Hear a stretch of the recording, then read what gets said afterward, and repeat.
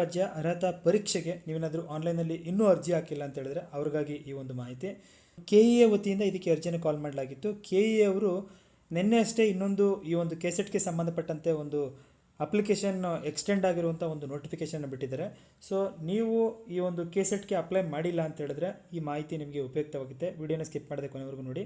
ನೀವು KEA ವೆಬ್ಸೈಟ್ಗೆ ಹೋದರೆ ಇಲ್ಲಿ ನೋಟಿಫಿಕೇಷನ್ ಎಲ್ಲ ಮೊದಲೇ ನಿಮ್ಗೆ ಕಾಣಿಸುತ್ತೆ. KSET 2025 ಆನ್ಲೈನ್ ಅರ್ಜಿ ಸಲ್ಲಿಸುವ ದಿನಾಂಕವನ್ನು ವಿಸ್ತರಿಸಲಾಗಿದೆ ಅಂತ ಹೇಳ್ತಾರೆ.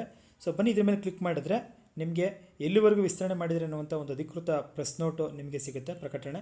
ತಾವು ಇಲ್ಲಿ ಅದನ್ನು ನೋಡ್ತಾ ಇದ್ದೀರಾ. ಆಗಸ್ಟ್ 22ನೇ ತಾರೀಕು ಈ ಒಂದು ಕೆಸೆಟ್ಗೆ ಅಧಿಸೂಚನೆಯನ್ನು ಹೊರಡಿಸಿ ಸೆಪ್ಟೆಂಬರ್ 18ರವರೆಗೂ ಈ ಒಂದು ಅರ್ಜಿನ ಸಲ್ಲಿಸೋದಕ್ಕೆ ಅವಕಾಶವನ್ನು ಕೊಟ್ಟಿದ್ದರು. 19ನೇ ತಾರೀಕು ಅಂದರೆ ಇವತ್ತು ನೀವು ಫೀಸನ್ನು ಪೇ ಮಾಡೋದಕ್ಕೆ ಅದು ದಿನಾಂಕವನ್ನು ನಿಗದಿ ಮಾಡಲಾಗಿತ್ತು. ಆದರೆ ಅಭ್ಯರ್ಥಿಗಳ ಒತ್ತಾಯದ ಮೇರೆಗೆ ಸೊ ಈ ಒಂದು ಅರ್ಜಿ ಸಲ್ಲಿಸುವ ದಿನಾಂಕವನ್ನು ವಿಸ್ತರಣೆ ಮಾಡಲಾಗಿದೆ ಅಂತ ಹೇಳ್ತಾರೆ. ಸೊ ಇಲ್ಲಿ ಹೇಳ್ತಾರೆ